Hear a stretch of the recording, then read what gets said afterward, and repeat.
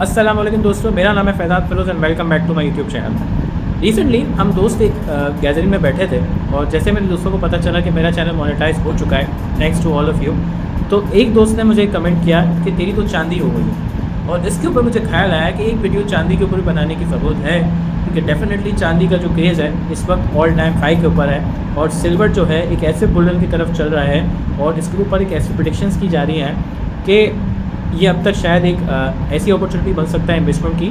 और इसी के ऊपर हम आज की वीडियो पे बात करें, तो चलते हैं वीडियो की तरफ। जब हम सिल्वर की बात करें तो सिल्वर और गोल्ड हमेशा से दो मोस्ट इंपॉर्टेंट कमोडिटीज़ नहीं थी, लेकिन हालिया वक्तों में जो अनप्रेडिक्टेबल टाइम्स थे, जिसमें हम 2020 से लेकर 2025 की बात करें, जिसमें कोविड भी आ गया, जिसमें यूक्रेन रशिया वॉर भी आ गई, जिसमें हालिया वक्तों में इंडिया पाकिस्तान का जंग की बात करें वो भी आ गई, ट्रम्प टैरिफ्स आ गए, ट्रम्प के टैरिफ्स के बाद इज़राइल और ईरान की जो जंग आई, ये तमाम के तमाम वो बातें थी जिन्होंने मार्केट के अंदर इतनी अनसर्टेनिटी ले आए, जिसकी वजह से गोल्ड बहुत ज़्यादा जो है ऑल टाइम हाई पर ट्रेड कर रहा है। जब ये वीडियो रिकॉर्ड हो रही है तब तकरीबन गोल्ड जो है $3400 पर आउंस की बात कर रहे हैं के लेवल पर पहुँचा हो।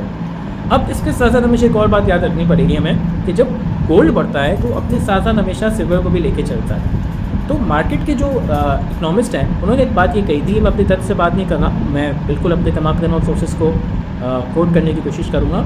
इसमें सबसे इम्पोर्टेंट कोटेशन है वर्ल्ड सिल्वर सर्वे की। अगर हम बात करें तो उनके अगर हम एक आज़ाद-ओ-शुमार की बात करें तो उनका ये कहना था कि इस वक्त एक आउंस सिल्वर जो कि तकरीबन $37-38 पर ट्रेड हो रहा है और गोल्ड जो कि $3400 पर ट्रेड हो रहा है। इसका ये मतलब है कि जो गोल्ड और सिल्वर का रेशियो है ये तकरीबन मोटा 95 to 100 के दरमियान है, यानी 95 आउंस के 100 आउंस आप सिल्वर लेंगे तो आपको 1 आउंस गोल्ड का मिलेगा। हिस्टोरिकली स्पीकिंग ये जो रेशियो था ये 50 to 60 टाइम्स एवरेज चलता था। इसीलिए माहिरीन ये कह रहे हैं कि अगर गोल्ड सिल्वर अपनी डिमांड के ऊपर ना बढ़े, सिर्फ और सिर्फ इस रेशियो पे आने की अगर कोशिश करता है तो सिल्वर को बढ़ना चाहिए, क्योंकि हमें गोल्ड गिरता हुआ नज़र नहीं आ रहा। इसके साथ साथ एक और बात भी समझने की ज़रूरत है। ये तो बात हो गई सिल्वर बढ़ने की जो दो वजूहत होती है, उसमें पहली वजह तो ये है। दूसरा, सिल्वर का जो बढ़ने की एक और इम्पॉर्टेंट वजह है वो ये कि इसका यूजेज भी कहीं ना कहीं आता है। देखिए, सिल्वर सिर्फ ज्वेलरीज में इस्तेमाल नहीं होता, ये हमें समझने की ज़रूरत है। सिल्वर इस्तेमाल होता है in some sort of EV vehicle, जो सबसे बड़ा इसके आज का डिमांड की वजह है। इसके अलावा वो यूज़ होता है इलेक्ट्रॉनिक्स के डिवाइसेस के अंदर। इसके अलावा वो यूज़ होता है डिफरेंट किस्म के कंपोनेंट्स बनाने के लिए। तो कहीं ना कहीं सिल्वर की industry, silver as a component की इंडस्ट्री भी अपनी जगह पे मौजूद थी। तो हमें ये बात भी समझने की ज़रूरत है कि सिल्वर की जो एक्सट्रैक्शन है वो स्लो है और सिल्वर की जो डिमांड है, अब वो उसी तरीके से भी डिमांड आ रही है, चाहे वो फर्स्ट केस की डिमांड है, सेकंड केस की डिमांड है, वो उस वजह से उस तरीके से पूरी नहीं हो पा रही। तो कहीं ना कहीं सिल्वर की डिमांड ही ज़्यादा होने की वजह से सिल्वर के रेट बढ़ने चाहिए। अब अगर हम और भी एक बात करें, जो कि हम उसकी बात करें कि गोल्ड वगैरह की, अगर हमने बात करें कि गोल्ड की रैली हमें समझ में आ गई, गोल्ड की रैली वजह सिल्वर की रैली समझ में आ गई, तो यहाँ पर ये कनेक्शन तो है ही है। लेकिन इंडस्ट्रियल डिमांड को मैं नहीं बोलना। इंडस्ट्रियल डिमांड जितनी EV की नेक्स्ट 5 to 10 ईयर्स में प्रेडिक्ट की जा रही है, थर्ड वर्ल्ड कंट्री में प्रेडिक्ट की जा रही है, डेवलप्ड कंट्रीज में प्रेडिक्ट की जा रही है, उस डिमांड को देखते हुए सिल्वर की रिक्वायरमेंट बहुत ज़्यादा बढ़ सकती है, वंस अगेन बढ़ सकती है।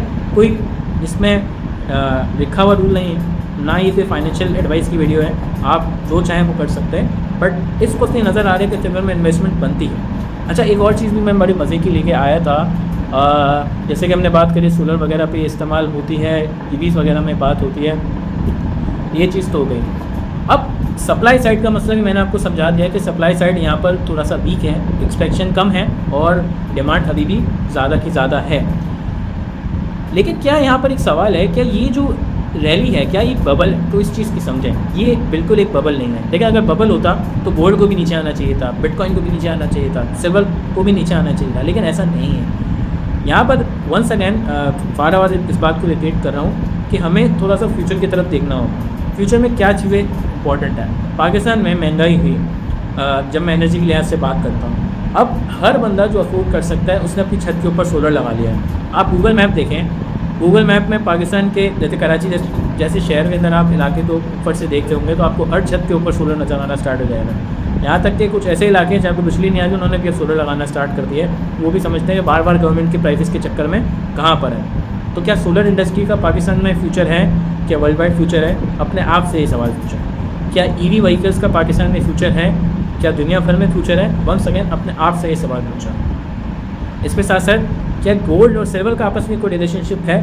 क्या वो रिलेशनशिप अपने जो ट्रू सेंस है उसमें बरकरार है या नहीं, हाँ या ना? ये इस बात का भी सवाल जो है, इस बात का भी जो जवाब है वो अपने आप से पूछें और इसके बारे में भी अपने आप से सवाल करें।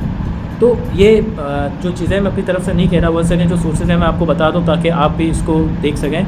रॉयटर्स है, HSBC स्पोर्ट है, तो पूरे की पूरी हमने यहाँ पर रिसर्च किए। ट्रेडिंग इकोनॉमिक्स है और रॉयटर्स की स्पॉट ट्रेडिंग इकोनॉमिक्स की जो वेबसाइट है वहाँ से इन सारी चीज़ों को हमने लिया है। अच्छा, इसके साथ साथ बबल नहीं है और प्राइस टारगेट की ज़रा बात करते हैं कि प्राइस टारगेट क्या है। देखिए, मैं इस चक्कर में नहीं पढ़ने वाला कि प्राइस टारगेट क्या है और ना ही मैं आपको रिकमेंड करूँगा कि आप बाय करें।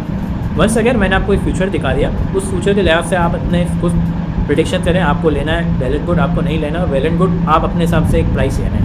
बट अगर मैं कुछ इकोनॉमिक्स की बात मानूँ तो it should easily double in the next 12 to 14 years, यानी अगले 12, 14, 15 महीनों में आज अगर 37 का ट्रेड हो रहा है तो उसकी जो प्राइस कोट की जा रही है वो $75 की जा रही है।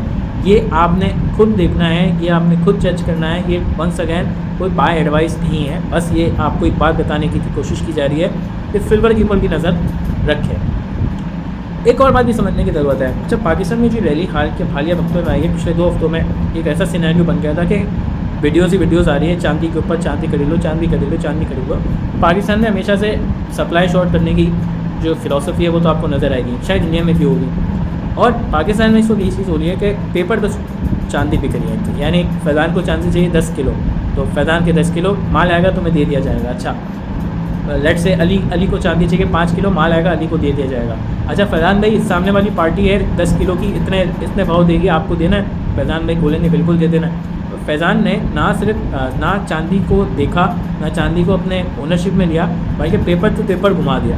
अब पोजीशन ना लेना ये इस्लाम में जायज़ नहीं है, तो अगर आप ट्रेडिंग भी कर रहे हैं तो पोजीशन लेना आपके लिए बहुत बहुत ज़रूरी है। तो वहीं से आप चांदी को लें जहाँ पे आपको वो फिजिकली दे रहा हो, और जब तक फिजिकली नहीं मिल रही आप उसको नहीं सेल कर सकते हैं। वंस अगेन ये इस्लामिक स्कूल ऑफ थॉट की हम बात कर रहे हैं, अगर आपको फॉलो करना है फॉलो करें, नहीं करना आपके ऊपर एक बात आती है। इसके साथ साथ एक और बात भी मुझे नज़र आ रही है कि क्योंकि चांदी अवेलेबल नहीं है तो यहाँ पे स्पेकुलेशन बहुत ज़्यादा है। और स्पेकुलेशन की मिसाल कुछ ऐसी है कि एक वक्त में पिछले से पिछले मंडे की मैं बात कर रहा हूँ, जब मैंने सुबह रेट पता किया तो 3,25,000 के रेट थे।